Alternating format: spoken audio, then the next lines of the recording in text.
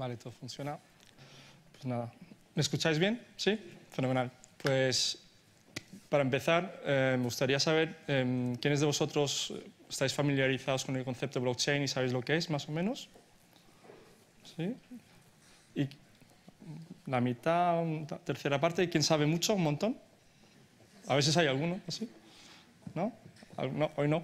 Vale, perfecto. Y bueno, ya sí, es un poco íntimo, pero ¿quién ha comprado en algún momento Bitcoins, Ethereum? ¿Quién se atreve a levantar la mano? Algunos pocos también. Vale, fenomenal.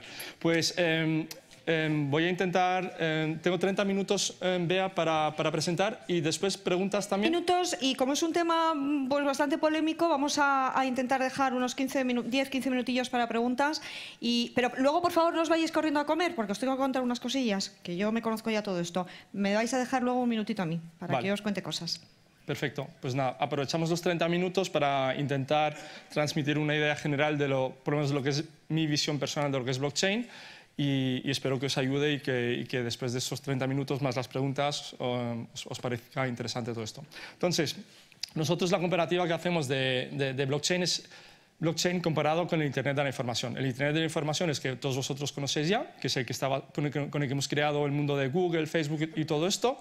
Y lo que se quería hacer con el Internet de la información es que a través de plataformas abiertas poder compartir información en todo el mundo sin censura, ¿no? Y la información pues pueden ser textos, vídeos, audio, etcétera, ¿no? Esto era el mundo del Internet de la información y el mundo del blockchain nosotros lo llamamos el Internet del valor, ¿no? Lo llamamos Internet del valor porque os tenéis que imaginar que ahora esto se ha puesto un poco de moda, porque ahora ya cuando dices, ¿conocéis blockchain? Pues hay la mitad de la sala que suele ya levantar la mano, pero hace un año levantaba la mano 1, 2, 3 y además te decían, bueno, ¿y bloqué? ¿Y de qué me estás hablando? ¿Y por qué te tengo que prestar atención? Porque esto es un tema más de los frikis, pero a mí no me interesa. Entonces la metáfora que utilizábamos un poco para generar interés era esto. Entonces decíamos, oye, pues por una parte tienes el Internet de la información, ¿te acuerdas que hace 25 años se hablaba de enviar paquetes de información de forma descentralizada en el mundo y que esto iba a revolucionar el mundo, pero que nadie sabía muy bien cómo? Pues lo mismo que dijimos hace 25 años quizás puede volver a pasar con esto que es el Internet del valor a través de blockchain. ¿Y por qué? Pues porque tenemos una plataforma abierta donde se puede compartir el valor sin censura.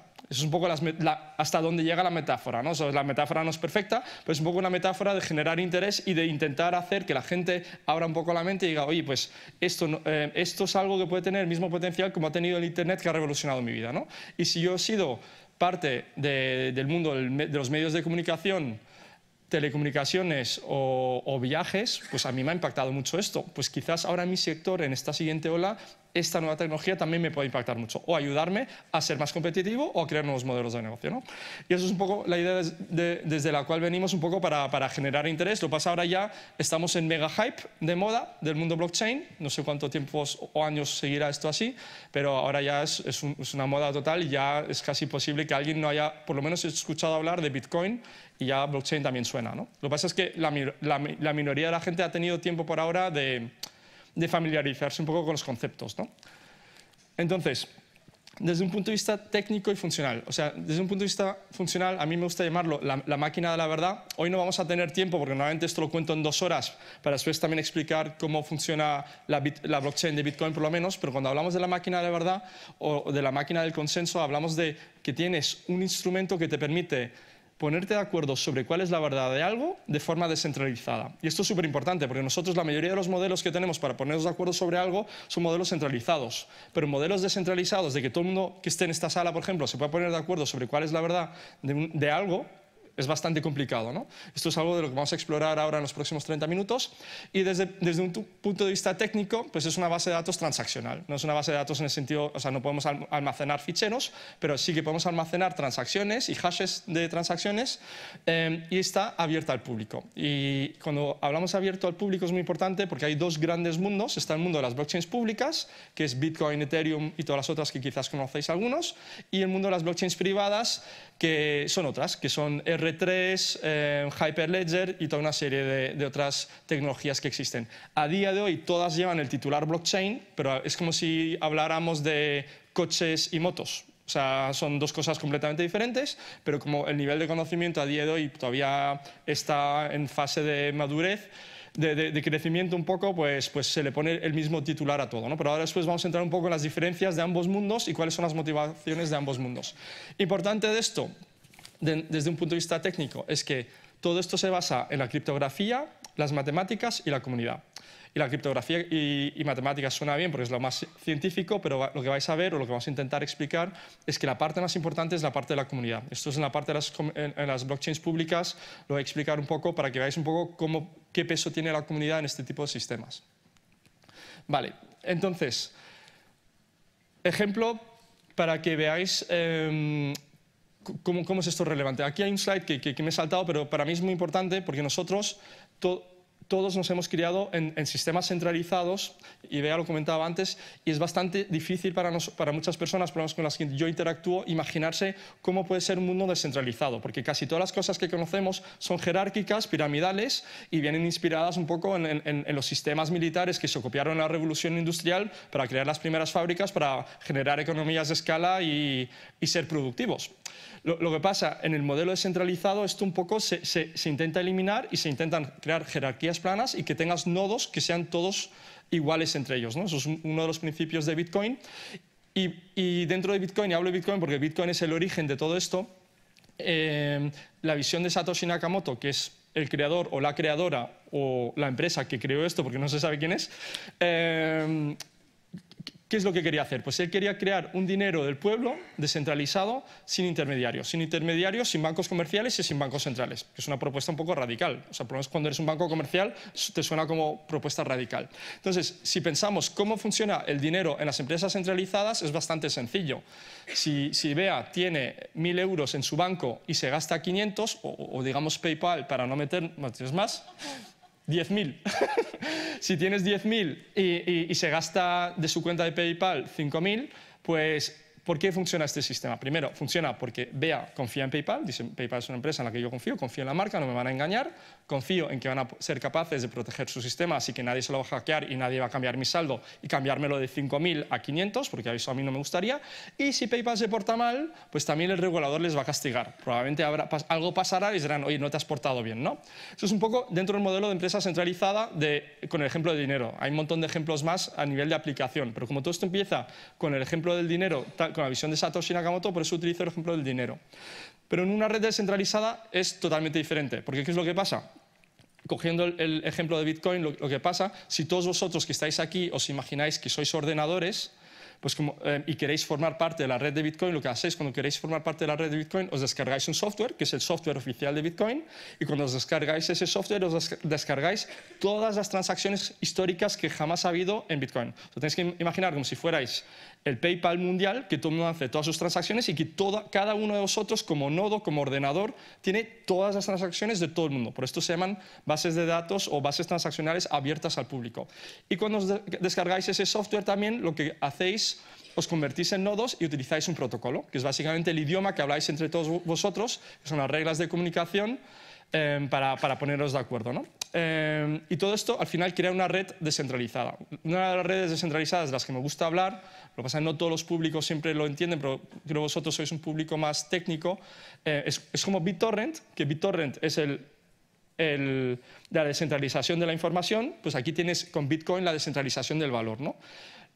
Pues funciona de la misma manera. Lo que pasa, tienes por una parte otro elemento, que es por una parte ese protocolo que es con B mayúscula, que es Bitcoin, y por otra parte tienes el token, que es la parte importante con la que haces registros en esta base de datos transaccional, que es con B minúscula, que se llama Bitcoin también. Y finalmente tienes la blockchain, que es la cadena de bloques o la base de datos transaccional donde se hacen todos estos registros.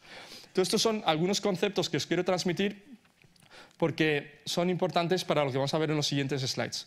Desde un punto de vista de industria, el pionero de todo esto ha sido el sector financiero. Y el sector financiero ha sido, desde mi punto de vista, pionero en todo esto porque han visto en blockchain y en también muchas otras tecnologías como un reto de futuro. O sea, los bancos más inteligentes saben que muy probablemente en los próximos 10-15 años su negocio, tal como existe a día de hoy, no va a existir, que será otro negocio que se van a tener que reinventar, que probablemente además se van a tener que reinventar con otra gente, ni siquiera saben si sus empleados de hoy van a ser los empleados que les van a hacer falta dentro de 10-15 años.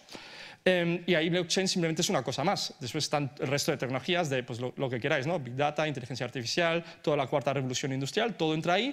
Pero aparte de eso también tiene el problema de la crisis económica, ¿no? Desde la crisis económica tiene mucha más presión desde los reguladores, los tipos de interés que están cercanos a cero hacen que su modelo de negocio sea muy difícil. Aparte tienes a todas las fintech intentando comerse parte de su negocio, también tienes a todos los Google, Facebook intentando comerse parte de su negocio también, y la cuestión es un poco ¿dónde me quedo yo? ¿Dónde me quedo yo como banco, ¿no? Y dentro de toda esa visión de dónde me quedo yo como banco, yo creo que los bancos más inteligentes pues, han dicho, oye, pues voy a intentar estudiar todo el abanico de posibilidades, de cómo yo me puedo reinventar y de cómo yo me puedo preparar como organización de futuro. Y blockchain es uno de esos elementos que también han cogido y por eso han sido pioneros.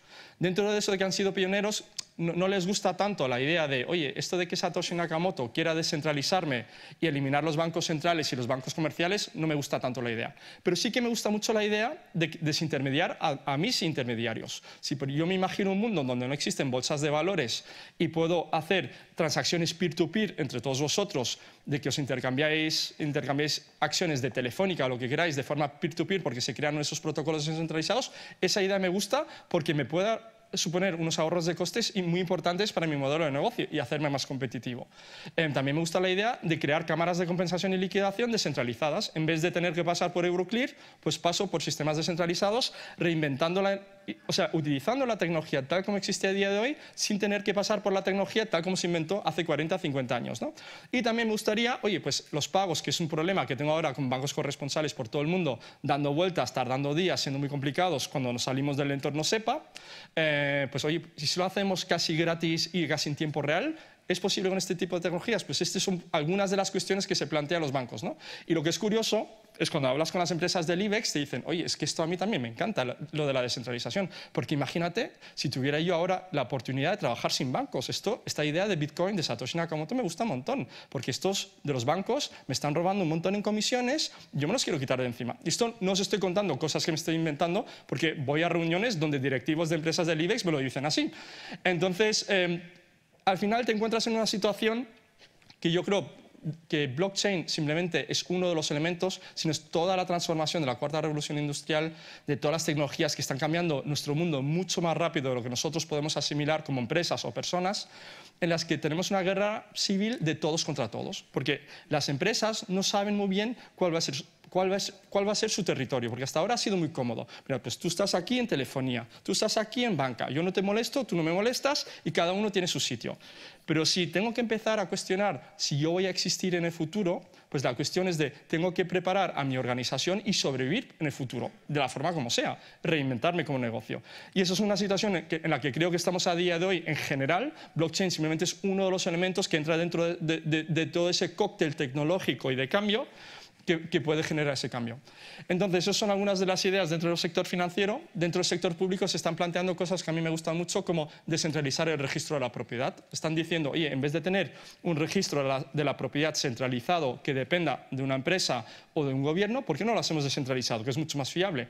Y hay países como Suecia donde se lo están planteando y no tienen ningún problema de corrupción. Pero imaginaros, si tienes un registro de propiedad que es descentralizado en un país donde tienes mucha corrupción, pues esto es algo útil, porque de repente eres mucho más fiable. Incluso si vives en un país donde tú crees en las instituciones, eso es útil, porque puedes decir, no, es que no solamente es que tú tengas que confiar en mí, tienes una base transaccional inmutable, no modificable, no manipulable por nadie, en la que tú puedes confiar. O sea, yo lo que te digo es verdad. No tienes que confiar en mi palabra, sino es que es verdad lo que estoy diciendo porque yo no lo puedo manipular.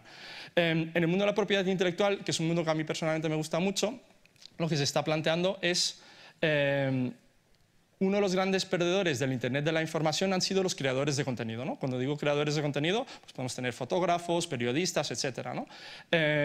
Pero en ese nuevo mundo de las blockchain, del blockchain, quizás esos contenidos se puedan monetizar, porque lo que se está pensando es si Bea, por ejemplo, y cualquiera que esté de vosotros por ahí, Bea crea una canción y yo la utilizo en mi página web, pues puede haber contratos inteligentes en el futuro que hagan una lectura de que esto se está utilizando y hacer un matching y un pago automático con licencias automatizadas entre ellos para dinamizar toda esta economía. Porque en muchos casos, a día de hoy, lo que está pasando es que es muy difícil si tú quieres pagar por algo, por un activo digital, las licencias son muy complicadas. No te apetece leerte 3 páginas de temas legales para utilizar una foto 500 veces en tu página web, y si utilizas 501 veces, no, por favor, tienes que pagar el doble, ¿no? Entonces, todo es muy complicado de utilizar y puedes simplificar todos estos procesos.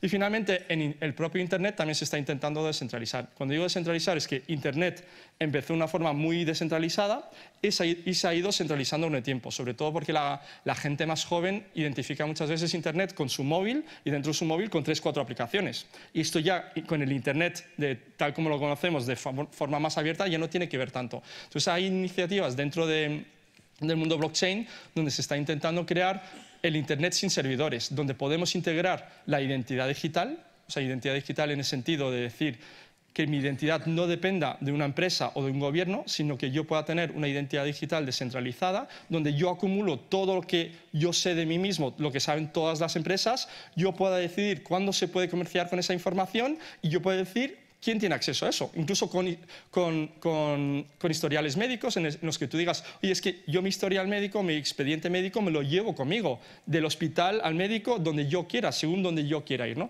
Eso es un poco la visión. Tardaremos tiempo en llegar a eso, pero hay muchísimas iniciativas en las que se está trabajando para desarrollar este tipo de cosas. Y para mí es uno de los slides más importantes dentro del tiempo que tenemos, que es como una visión de futuro de cómo podría ser, si lo que queremos pensar por capas, de cómo podría ser este mundo. Y hay 2 elementos que tenemos que combinar aquí, ¿no? Porque aquí vamos a contar un poco lo que es la historia del mundo de las blockchains públicas, ¿no? Y tenemos que combinar 2 cosas, porque por una parte tienes la parte fundamental, que es la parte tecnológica, pero por otra parte tenemos la parte especulativa. Entonces voy a contar la parte especulativa primero, porque es la parte más divertida, para ver cómo eso combina con la parte fundamental, ¿vale? Entonces aquí veis que tenéis Bitcoin, Ethereum y otras criptomonedas, pero si os fijáis en Bitcoin, ¿qué es lo que ha pasado con el precio de Bitcoin desde el 2013? Pues en el 2013, a principios del 2013, el Bitcoin estaba a $20, en mayo se puso a 220, después bajó a 50, a finales de año acabó a 1.200, después en el 2016 estaba a 200, el año pasado empezó a 1.000 y acabó el año a 20.000, y ahora está a 10.000, creo. No he mirado hoy, pero me imagino que está a 10.000. No, 8.500 creo estuvo ayer, ¿vale? Entonces, ves, hostias, esto es algo que se mueve mucho, con mucha volatilidad, y según donde hayas entrado, pues hay gente que ha hecho mucho dinero, ¿no? Ethereum es algo similar. Ethereum estaba, ya no hablo ni del pasado, a principios del año pasado estaba a $7 y hace poco estaba a $1.400. O sea, veis que hay una subida bonita de una curva exponencial brutal. ¿Por qué cuento esto? Porque esto es muy importante, porque alrededor de todo este mundo de las blockchains públicas se combina, por una parte, todo el mundo de la especulación con la parte fundamentalista de lo que yo llamo los frikis de la descentralización. Entonces, los frikis de la descentralización, ¿qué es lo que quieren? Quieren crear la economía descentralizada. La economía descentralizada, y si queréis, nos vamos directamente a la tercera capa.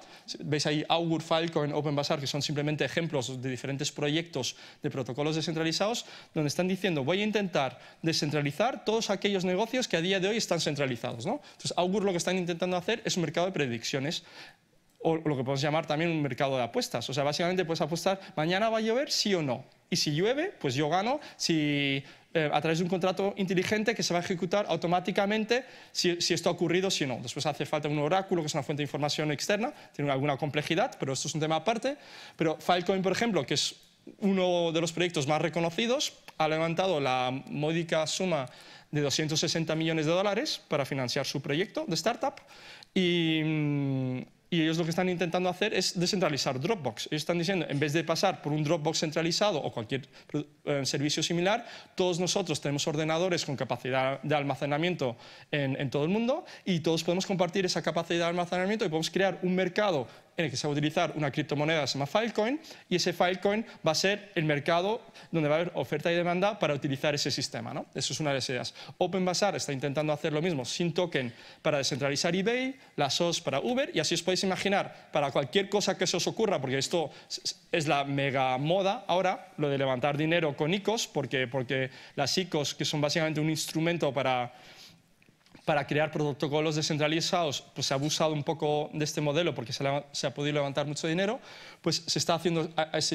en esa capa. Entonces, a nivel de capas, ¿qué es lo que tenemos? La idea es que tenemos en la capa más baja una infraestructura pública de confianza de una base de datos transaccional no manipulable y encima después se puede crear una segunda capa donde sobre todo puedes intentar resolver problemas de escalabilidad, porque sobre todo en el caso de Bitcoin y Ethereum y otras también, si realmente quisiéramos volcar todas las transacciones en estas plataformas no serían escalables, y lo que se está intentando hacer es hacerlo en capas 2, que son las que estáis viendo aquí, y finalmente tienes la capa de aplicación, ¿no? Esta es un poco una visión que desarrolló Union Square Ventures, que es uno de los fondos de capital riesgo más importantes de Estados Unidos, que apuesta por muchos de estos proyectos y que también históricamente ha apostado por muchos de los proyectos así de éxito de Internet.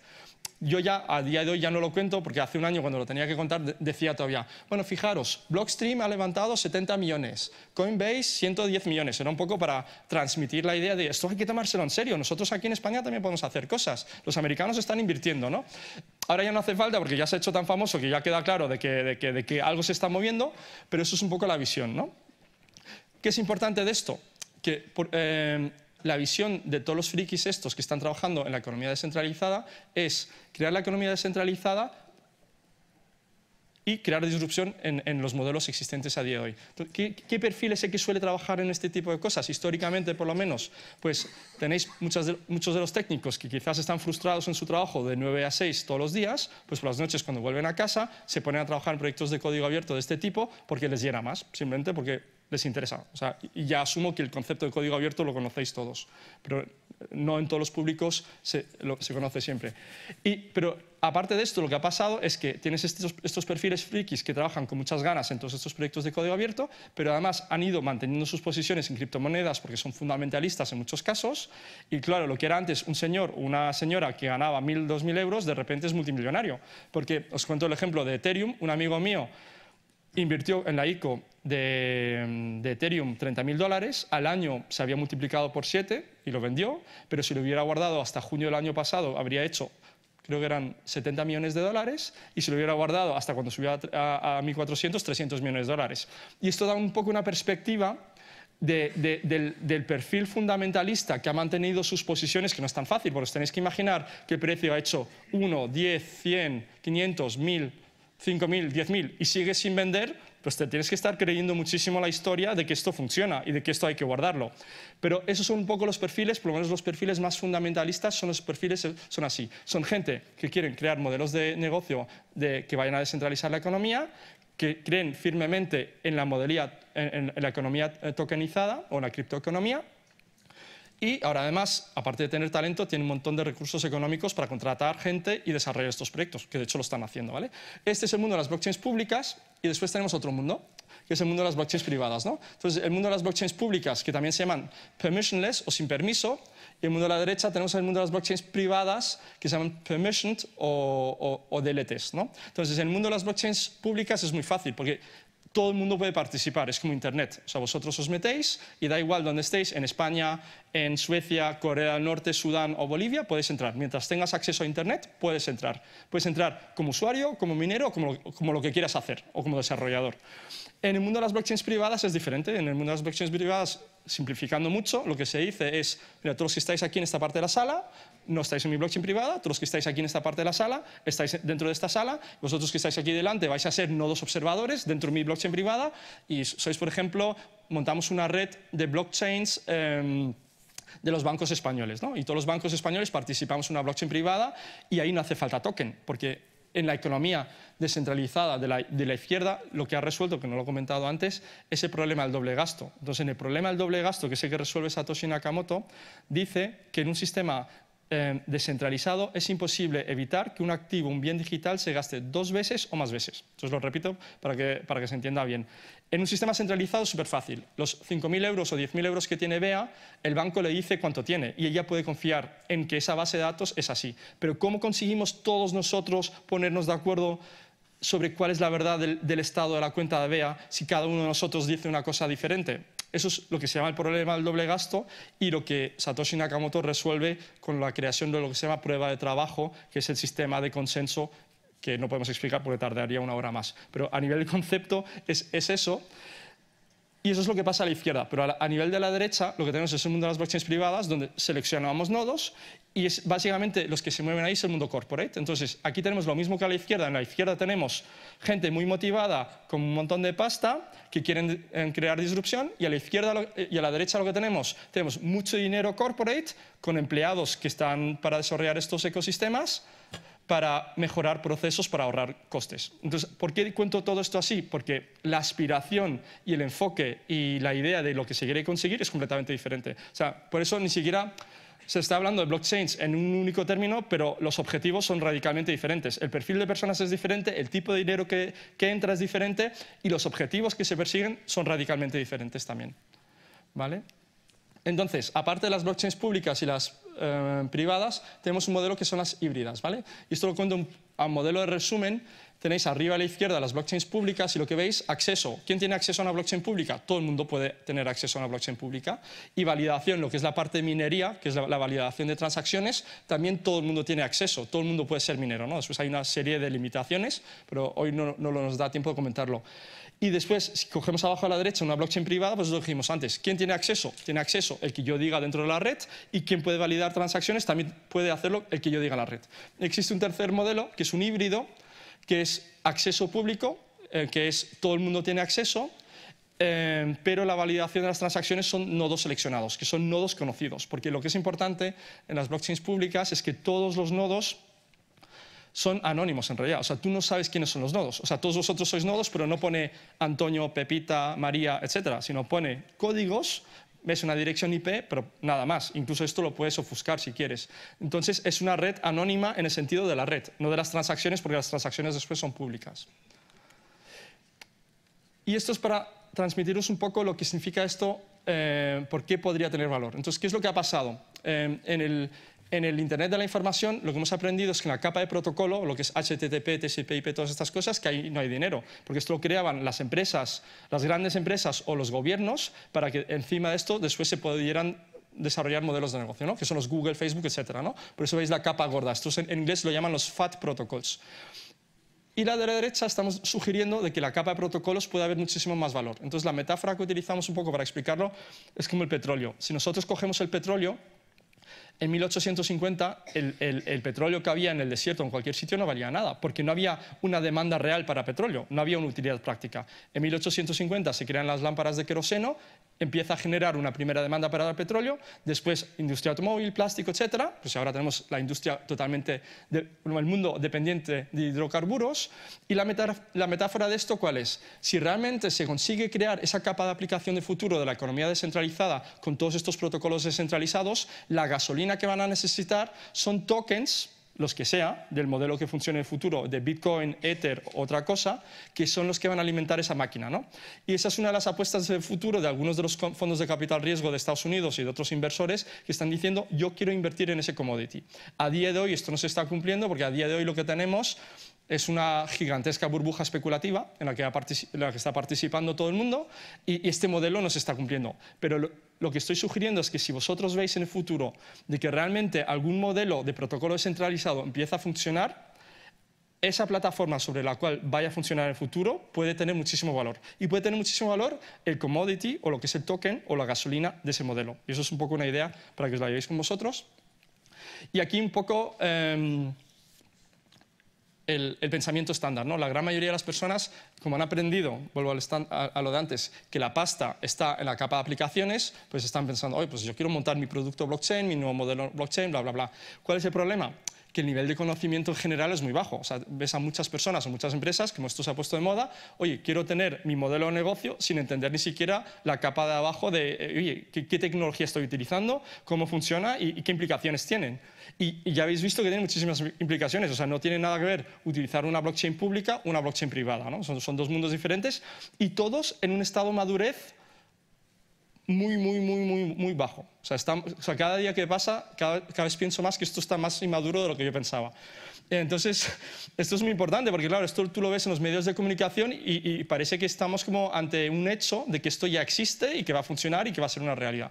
Y eso en realidad no está claro, no lo sabemos. O sea, es una apuesta a futuro, pero es una apuesta a futuro desde mi punto de vista positiva en el sentido de que España tiene la oportunidad de posicionarse en esta tecnología y que no tienen que contarnos desde el extranjero otros de cómo funciona esto. Aprovechemos esta oportunidad y participemos en esto si realmente nos creemos de que esto puede funcionar. Los países más avanzados, tipo Singapur, Dubái, Londres, etcétera, ya lo están haciendo. Entonces, yo os animo a interesaros por esto también. Finalmente, si os interesa el tema de la descentralización, estos son 3 libros que recomiendo siempre.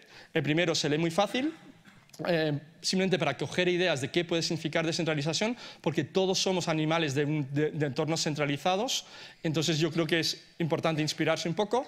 El del medio es más una historia de la tecnología, de cómo se va cambiando entre centralización y descentralización. Yo creo que ahora estamos entrando en un ciclo de descentralización, pero no significa que ese ciclo sea permanente, obviamente. Y el mejor para mí es el final, que es el del creador de Visa, que cuenta cómo, basándose en principios de la biología, él montó Visa y cómo lo estructuró y cómo lo ve como una filosofía de vida de cómo se organizan las estructuras humanas en un mundo peer-to-peer, ¿no? El libro, pues ya lo hemos comentado antes. Este libro, cuando lo preparamos hace un poco más de un año, no teníamos ni idea de que esto se iba a poner de moda. Pensábamos que iba a ser un libro estos de estantería para frikis y al final se puso en el top 10 de los libros más vendidos de Amazon España durante 2 semanas y estuvo también como un mes en el top 1 de los libros más vendidos de economía y tecnología. Y aparte de eso también tenemos Blockchain España, que es un movimiento social donde intentamos hacer de España un sitio, o somos uno de los movimientos que intentamos hacer de España un sitio importante de lo que es blockchain, donde damos formaciones y hacemos todo tipo de eventos para promocionar Blockchain España y crear comunidad y ecosistema. Y yo justo acabo, creo, de cumplir con los tiempos y con esto ya podemos pasar a preguntas. Bueno, no me lo puedo creer, que estaba ya despistada. ¡Qué bien, Alex!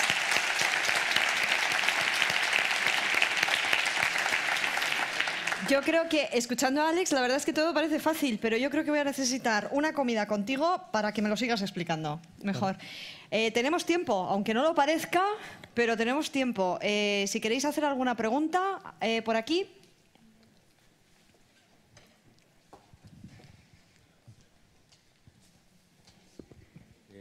Hola, mira, soy Luis Carlos Domínguez de Safety for Aircraft.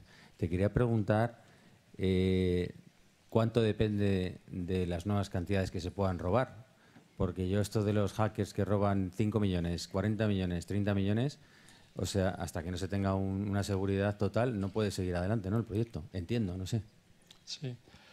O sea, esto yo creo que tiene 2 partes. Por una parte, o sea, lo que es importante es que por ahora nadie ha conseguido hackear el protocolo. O sea, en el caso de Bitcoin estoy hablando de Ethereum, ¿no? Lo que se ha hackeado son sobre todo casas de cambio, que esa es la parte difícil, o sea, lo que son los brokers de Bitcoins, o lo que se han hackeado son los ordenadores de algunas personas que no saben pues, asegurar su ordenador o guardar sus claves privadas de forma correcta o segura. Pero lo que no se ha conseguido hackear hasta el día de hoy es ese protocolo, ¿no? Incluso el caso más sonado, que es el caso de DAO, no sé si te suena, ahí en realidad no fue el protocolo el que falló, sino lo que falló, y han fallado muchas veces más en otros contextos después también, fue el contrato inteligente, que era básicamente un fondo de inversión colectivo en un contrato inteligente que tenía un error y que les robaron 60 millones, pero no fue el protocolo. Pero por eso digo, insisto un poco con lo que he dicho antes, todo esto está inmaduro, o sea, porque a veces, o sea, en Ethereum hay cosas que han pasado que son alucinantes, pero como son proyectos de código abierto, donde algunos de estos monederos de código abierto a veces metían un dígito por error y cambiaban la dirección del receptor y quizás mandaba $1 millón y este $1 millón se fue. Entonces, claro, es algo donde tú realmente tienes que entender lo que estás haciendo. También lo que hay que entender es que esto es muy diferente al mundo centralizado, porque tú en el mundo centralizado, pues cuando algo falla, pues puedes recurrir a alguien y decir, oye, es que aquí ha habido un problema, corrígemelo. Aquí cuando hay un problema no puedes recurrir a nadie. Es una comunidad de código abierto, todo el mundo hace cosas, pero tienes que entender lo que estás haciendo, ¿no? Entonces, a nivel de ecosistema hay que desarrollar muchísimo la usabilidad todavía y a día de hoy el protocolo no han conseguido atacarlo, que no significa que no consigan hacerlo en el futuro, pero a día de hoy no lo han hecho. Hola. Mira, hay una aplicación muy concreta que me gustaría ver si tú consideras que el blockchain es un camino que podemos o debemos explorar. Me refiero a la gestión de la identidad. En el mundo hay 8.000 millones de personas, más o menos, pero lo que sí sabemos es que un 25% de ellas no están identificadas o están mal identificadas. La tercera economía del mundo, que es India, le bailan 500 millones de personas y según se cuente el optimista, lo pesimista es mayor o menor que China. El tema de gestión de identidad tiene muchísima implicación en nuestros negocios, tanto en el registro de consumidores, de leads, de cualquier cosa, ¿no? El registrar bien a una persona pues es tedioso para la persona que lo hace, cualquier error de digitación permanece para siempre y muchas personas no saben cuál es su código postal, ni cuál es el piso, no lo saben, no saben escribirlo correctamente. Y eso da lugar a modelos de negocio como el de Facebook, con sus preregistros, que son de dudosa viabilidad en un futuro, en el nuevo escenario europeo de consentimiento explícito, concreto y necesario. Bueno, quiero decir que el registrar bien a la gente es muy importante. A este escenario se complica mucho más cuando ponemos los robots de Moldavia, que por lo visto te meten leads y tweets y amigos y tal, a porrillo y no saben lo que tienes o lo que dejas de tener. Con lo cual, la escena antigua de la gente que se escribía en vez de su nombre y su apellido ponía Pato Donald, que en todas las bases de datos aparecía, era el nombre más frecuente, eso ya ha pasado a la historia. Vamos, conclusión. Las compañías tienen que estar seguros de quién se registra y quién no se registra, quién está duplicado y quién no está duplicado. Bueno, la tecnología blockchain podría ayudarnos, por ejemplo, perdón un segundo y concluyo. Yo no sé tú cómo te llamas, pero todos los que estamos aquí consensuamos en que te llamas Alex Preusat. A lo mejor te llamas Alejandro, pero para nosotros eres Alex, ¿sabes? O sea, la pregunta es, ¿la tecnología, los entornos de tecnología blockchain podían ayudarnos? ¿Cuál sería el roadmap, el itinerario en esa incorporación? Gracias. Sí, es una pregunta fundamental y doy varias respuestas, ¿vale? Porque es un poco compleja. Hay un mega hype que es el mega hype de blockchain, pero hay otro mega hype que es el de la identidad digital. Entonces, lo que está más de moda ahora mismo es blockchain con identidad digital. O sea, casi cualquier empresa que se precie o proyecto que se precie le encanta combinar ambas cosas. Lo que pasa es que, claro, estamos hablando de dos cosas donde estás sumando ignorancia con más ignorancia, ¿no? Eso es la suma de la ignorancia total. Entonces, es muy gracioso, pero es de lo que más se lleva. Pero, dicho esto, yo colaboro con un proyecto de identidad digital, uno de los 4 importantes que hay, y es un tema que trabajo mucho. Yo creo que hay que definir un poco los diferentes niveles de identidad y qué significa identidad, ¿no? Porque la identidad, tal como la entendemos todos nosotros a día de hoy, es identidad burocrática. Burocrática en el sentido, me refiero, es de mi DNI es mi identidad, mi nombre tal, no sé qué. ¿No? O si preguntas a muchas personas, muchas veces te suelen responder eso. Dicen, ¿cuál es tu identidad? Pues, ¿de qué hablas? ¿De qué es mi identidad? Pues en realidad tu identidad es mucho más complejo, ¿no? Es la suma de todas tus actuaciones, de lo que hagas en tu vida, de las compras que haces, de lo que haces en Facebook. La suma de todo es tu identidad. El problema a día de hoy es que tu identidad no es tuya, sino, en todos los casos, es un emisor centralizado, en el caso de la emisión de documentos, y la gestión y el almacenamiento de la información también son empresas centralizadas, ¿no? Entonces, hay diferentes iniciativas dentro de esto.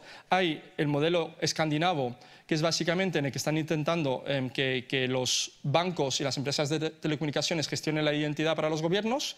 Después está el modelo continental, que es gestionar la identidad a través de los gobiernos, que está más en línea con el pensamiento continental. Y después está la tercera línea, porque los dos primeros son centralistas, y el tercero que existe, que es básicamente crear identidad digital descentralizada, o lo que se llama en inglés Self-Sovereign Identity, o identidad digital autosoberana.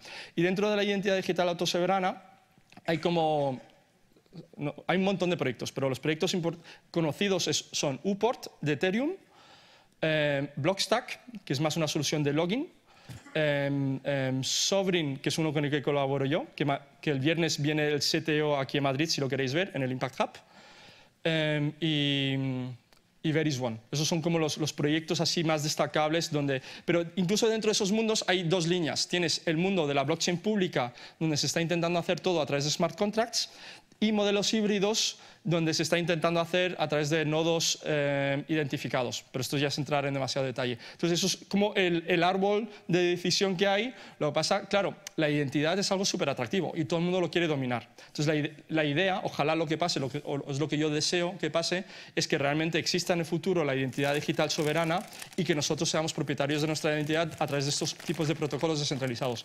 Si vamos a poder llegar a esto, sí o no, o cuánto tiempo va a tardar, no lo sé. Pero desde luego se está invirtiendo mucho dinero para poder llegar a eso, porque esto va a cambiar radicalmente la operativa del mundo. O sea, si pasa tal como se está visualizando, va a cambiar radicalmente. Y lo que es curioso es que también al mismo tiempo está un poco en el interés de todos, porque las empresas cada vez más les cuesta más proteger sus bases de datos y se convierte como un activo tóxico tener que almacenar toda esta información de los clientes. Lo mismo le pasa a los gobiernos y los ciudadanos o las personas, en España todavía no, pero en muchos otros países, sobre todo de la esfera de Europa del Norte, son muy sensibles a su privacidad. Entonces ellos lo que quieren son soluciones de privacidad. Y entonces está todo un poco alineado para que esto eventualmente pase si la tecnología lo permite. Bueno, una última pregunta y acabamos esta jornada. Hola, aquí. Soy aquí. Pascual Aparicio. Respecto al anuncio del gobierno de la semana pasada de intentar controlar la esfera cripto, blockchain, ¿crees que pueden? ¿Y lo que han anunciado va por buen camino? Yo creo que existen tres tipos de países. Existen países como Singapur, Dubái, Londres, que quieren apostar por el futuro y por el progreso y la innovación, y sus gobiernos y sus reguladores apuestan para crear entornos donde esto sea posible porque quieren mantenerse como países de élite del mundo y saben que si quieren seguir países de élite no pueden apostar por modelos de sol y playa o de agricultura, sino tienen que apostar por modelos de innovación donde tú tengas el máximo, donde tú puedas potenciar tu talento. Después existen países intermedios donde hay una aversión al riesgo. Yo creo que nosotros somos uno de estos, de Dios mío, hostias, hay que cambiar aquí algo, pero ya hablo no a nivel estatal, sino hablo a nivel de país. Nosotros como personas, y yo siempre animo a todo el mundo de, oye, saltemos a la piscina, yo no sé qué hay dentro de la piscina, quizás hay ácido, pero hay que saltar, porque hay que progresar en la vida y hay que arriesgarse, porque no todos podemos ser funcionarios, ni todos podemos trabajar para algún gran banco y vivir cómodamente, aunque esto obviamente está cambiando también. Y después tenés un tercer país, o perfil de país, que es el país donde el establishment es tan fuerte que mata toda la innovación y el establishment se asegura de que no haya innovación para que ellos puedan mantener el máximo tiempo posible su monopolio, ¿no? Pero incluso esos países, al final, la innovación se va a importar. Y por eso yo lo que defiendo es que nos tenemos que abrir. En España tenemos talento y capital para hacer todo esto. Lo único que tenemos que hacer es organizarnos. Blockchain España es un movimiento de muchos que hay en España para ir en esa dirección. Y lo bonito de toda esta historia para mí es que todo esto está por hacer y entonces hagámoslo. No esperemos a que nos lo traigan desde fuera y nos digan cómo hay que hacerlo. Espero, ¿no?